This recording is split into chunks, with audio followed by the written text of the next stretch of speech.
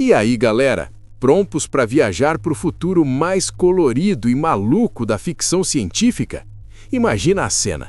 Nova York no ano 2263.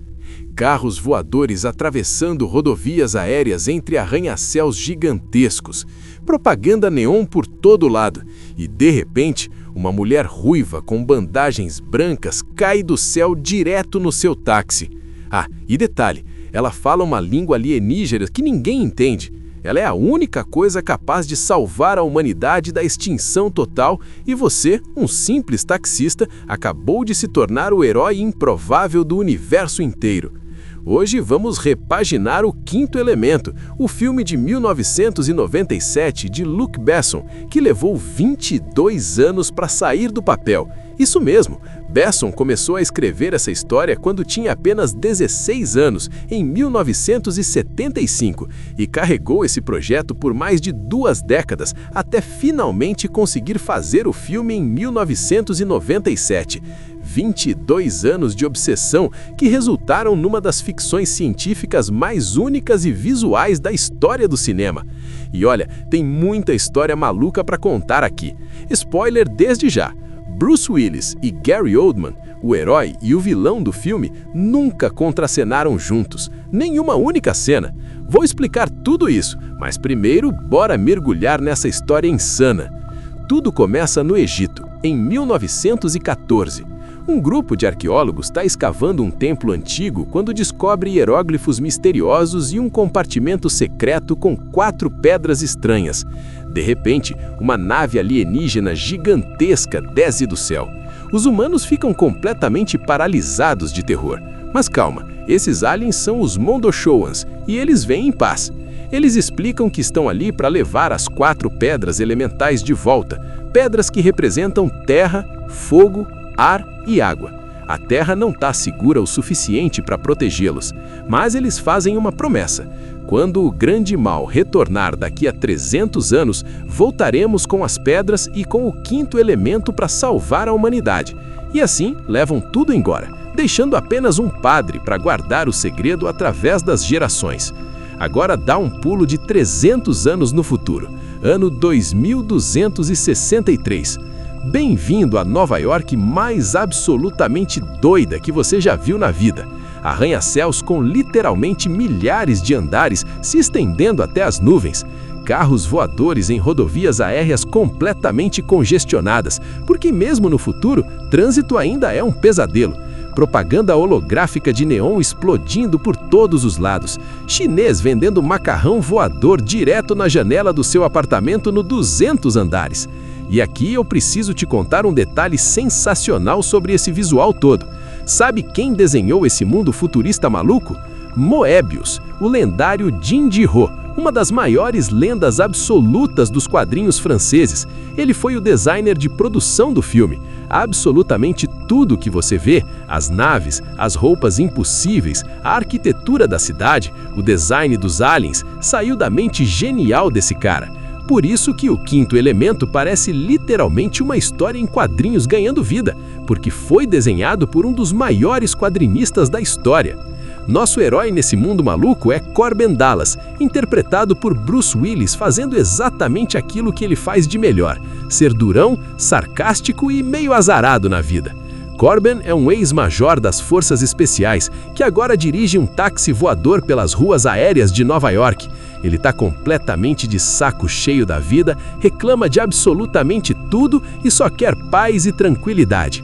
Ah, e Bruce Willis só aceitou fazer esse filme porque assistiu Leon, o Profissional, de Luc Besson, e ficou completamente viciado no estilo único do diretor. Ele até reduziu o cachê pela metade, isso mesmo, aceitou ganhar metade do que normalmente ganharia só para poder trabalhar com Besson.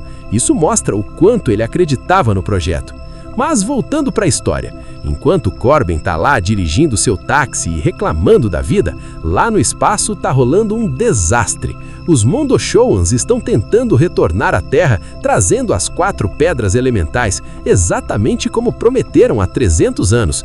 Mas eles são atacados por aliens mercenários brutais, contratados por... Bem, já vamos chegar no vilão. A nave dos Mondoshoans explode no espaço. Tudo é completamente destruído. As pedras, o quinto elemento, tudo vira poeira cósmica. Parece o fim de qualquer esperança para a humanidade. Mas, milagrosamente, sobra uma mão. Apenas uma mão do quinto elemento flutuando nos destroços. As forças terrestres conseguem recuperar essa mão e a levam para um laboratório ultra secreto. E aí os cientistas fazem algo absolutamente insano. Eles usam o DNA dessa mão alienígena para reconstruir o ser inteiro. É basicamente clonagem alienígena de alta tecnologia. E do tanque de regeneração futurista sai Lilu. Milla Jovovich, com apenas 19 anos de idade, fazendo uma das personagens mais absolutamente icônicas da ficção científica. Cabelo ruivo vibrante, olhos imensos e expressivos, envolvida apenas em bandagens brancas que se tornaram lendárias. Aliás, essas bandagens e todas as outras roupas malucas do filme foram criadas pelo estilista de alta moda Jean-Paul Gaultier, que desenhou incríveis 954 figurinos para o filme. 954 figurinos. E aquele traje de bandagens brancas da Lilu foi especificamente desenhado para ser sexy, mas inocente ao mesmo tempo. E cara, funcionou tão absurdamente bem que virou fantasia de Halloween instantânea. Literalmente até hoje, mais de 26 anos depois, as pessoas ainda usam essa fantasia. Virou um ícone cultural genuíno.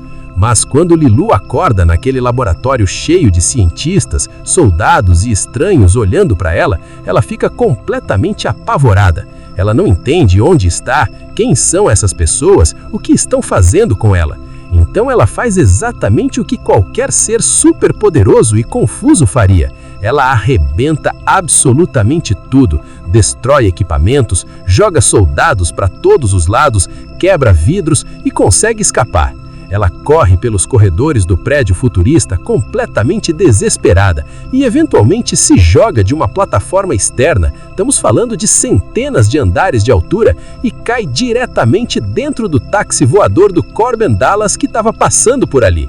A primeira coisa que Corbin Dallas diz quando uma mulher ruiva de bandagens cai do céu dentro do carro é: "Por favor, não pise no vidro."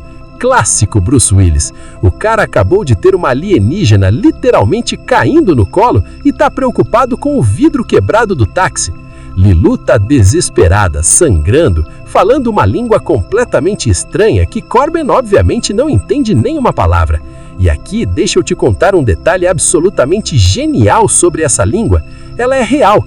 Quer dizer, ela foi completamente inventada, mas tem estrutura gramatical própria. E olha que absolutamente doido, Luc Besson e Milla Jovovich criaram juntos a língua divina, que tem 400 palavras completas com sintaxe e gramática própria. E olha que absolutamente doido, durante as filmagens, Milla e Besson realmente conversavam nessa língua inventada no set. Eles trocavam cartas um com o outro escritas em divino só para praticar e manter a fluência. Por isso que todas as cenas de Lilu falando são tão incrivelmente naturais e convincentes, porque Milla estava genuinamente fluente numa língua alienígena que ela mesma ajudou a inventar. E Bruce Willis não tinha absolutamente nenhuma ideia do que ela estava dizendo, então todas as reações confusas dele foram completamente improvisadas e genuínas. E durante essas filmagens, Milla, de 19 anos, e Luc Besson, de 38, se apaixonaram de verdade. Eles casaram em 1997, logo depois do filme, e se divorciaram em 1999. Mas olha que legal, eles continuam amigos até hoje, sem treta, sem drama público, só uma história de amor intensa que não deu certo no longo prazo, mas que resultou numa química incrível na tela. Corbin, completamente confuso com a situação, mas sendo um bom samaritano, leva Lilu até o Padre Vito, interpretado por Ian Holm, que é o guardião moderno daquele segredo milenar que passou de geração em geração desde 1914. O padre olha para Lilu e reconhece ela imediatamente. Meu Deus, é o quinto elemento, ela realmente voltou. Ele explica para Corbin a situação absolutamente apocalíptica. Existe uma esfera gigantesca de puro mal e destruição vindo em direção à Terra. Não é um asteroide, não é uma arma, é mal puro em forma física. Essa coisa destrói absolutamente tudo no seu caminho. Planetas inteiros, civilizações, tudo vira cinzas e ela está vindo diretamente para a Terra. A única forma de parar essa coisa é reunir as 4 pedras elementais junto com Lilu, o 5º elemento, num ritual antigo que pode criar uma arma de luz pura capaz de transformar o mal em algo pacífico. Corben olha para essa mulher ruiva de bandagens que não para de falar em alienígena e pensa, tá bom, claro, minha terça-feira completamente normal de salvar o universo inteiro. Mas aí entra na história o vilão da parada. Jean-Baptiste Emmanuel Zorg, Gary Oldman fazendo um dos vilões mais absolutamente excêntricos e memoráveis da história do cinema. Zorg é um empresário bilionário completamente maluco que trabalha diretamente para o grande mal. Ele usa um corte de cabelo absolutamente bizarro, metade da cabeça raspada, metade não, anda com uma bengala que na verdade é uma arma multifuncional insana e tem um tique nervoso que faz ele gaguejar e fazer sons estranhos constantemente. Gary Oldman criou um vilão tão memorável e único que, bem, aqui vem a ironia das ironias, ele nunca contracenou com Bruce Willis durante as filmagens. Isso mesmo, o herói e o vilão principal do filme nunca aparecem juntos na mesma cena. Todas as filmagens deles foram completamente separadas, eles atuaram o filme inteiro sem nunca se encontrarem. É absolutamente surreal quando você percebe isso. Zorg é quem contratou aqueles mercenários aliens, os Mangalores, criaturas brutais e guerreiras, para atacar a nave dos Mondoshawans e roubar as pedras elementais. Só que tem um problema gigantesco no plano. As pedras não estavam na nave que eles destruíram. Na verdade, por segurança, os Mondoshawans tinham dado as pedras para alguém completamente inesperado, a Diva Plavalagona, uma cantora de ópera alienígena completamente azul que está se apresentando num resort espacial de luxo chamado Floston Paradise, tipo um cruzeiro galáctico 5 estrelas. E agora, todo mundo está indo para o mesmo lugar. Corben e Lilu para buscar as pedras e salvar o mundo, Zorg para roubar as pedras, o Padre Cornelius para proteger Lilu e o governo terrestre que está mandando Corben numa missão secreta disfarçada. Tá armado o caos total.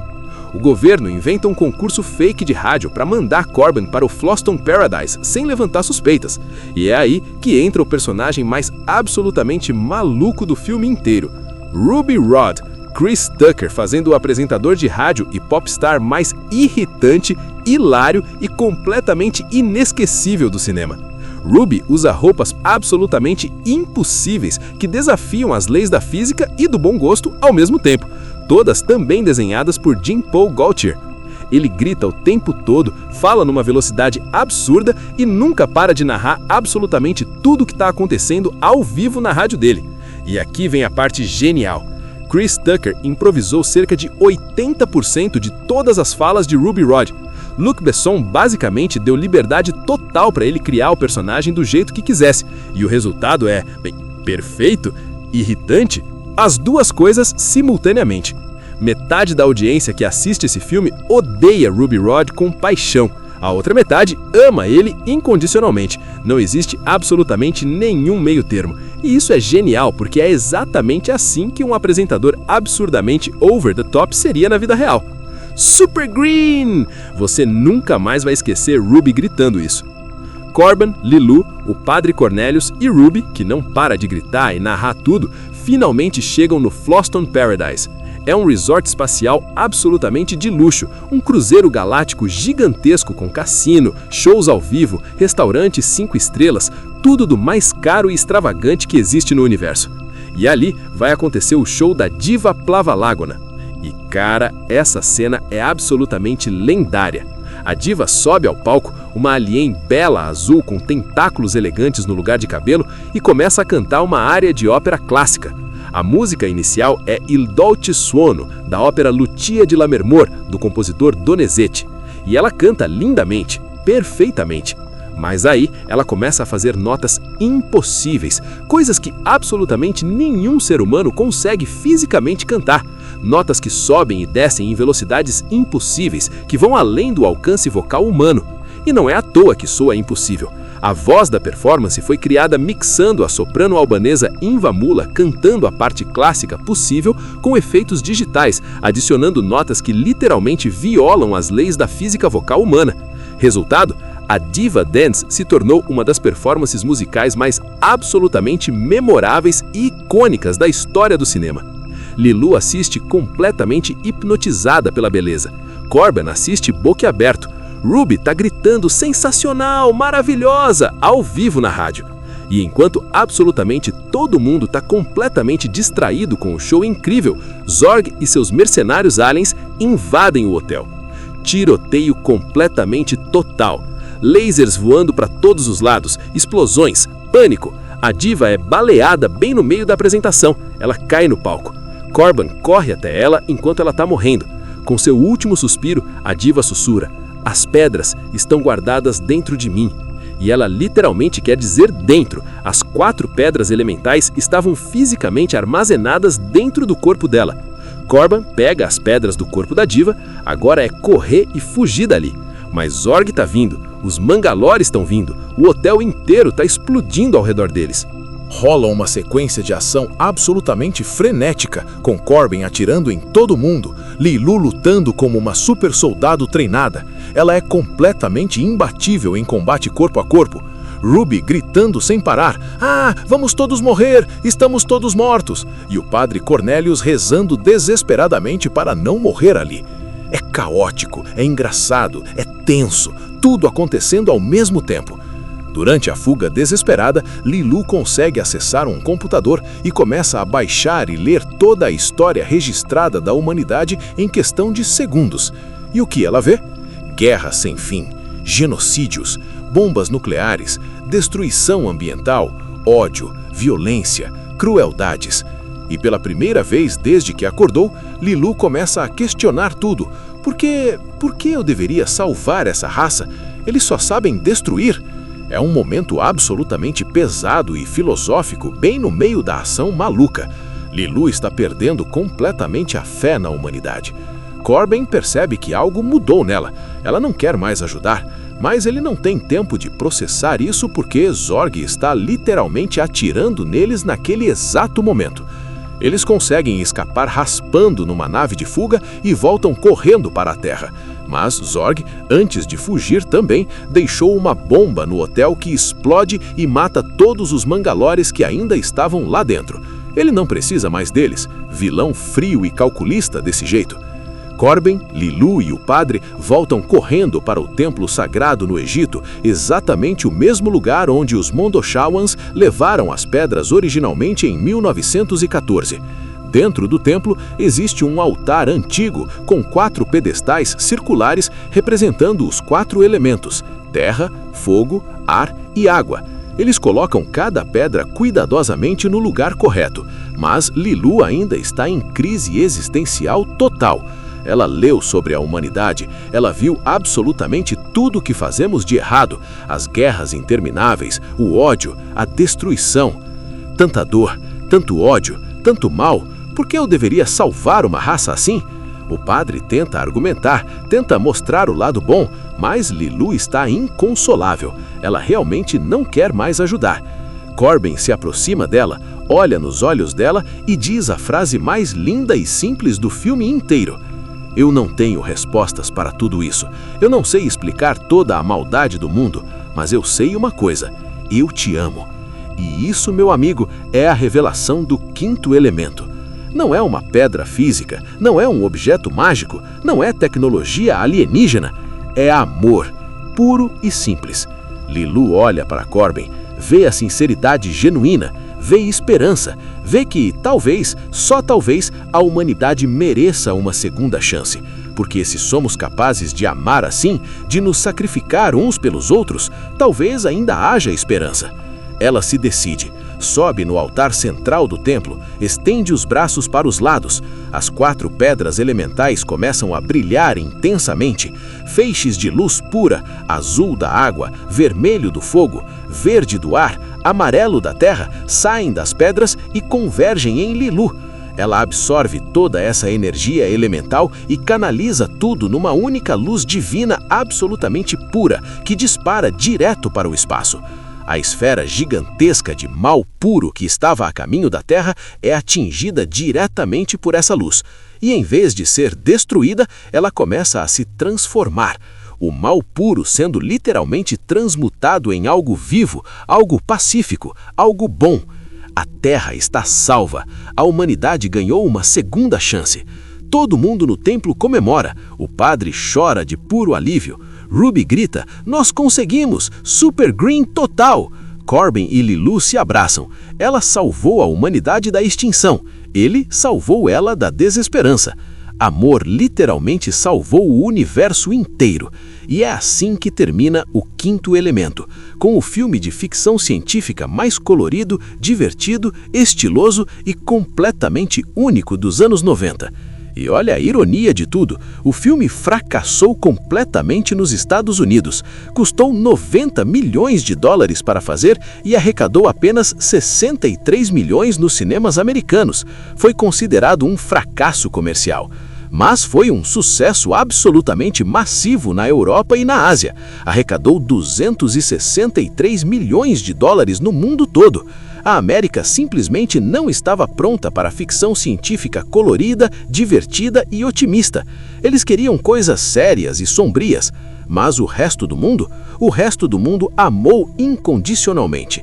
Hoje, mais de 26 anos depois, O Quinto Elemento é considerado um clássico cult absoluto, uma obra-prima visual, um filme que literalmente ninguém mais faz no estilo. Inscreve no canal, ativa o sininho, deixa aquele like maroto e me conta nos comentários qual sua cena favorita do filme. A diva dance? Ruby Rhod gritando? Lilu caindo no táxi? Valeu demais, galera! Até o próximo Repaginando!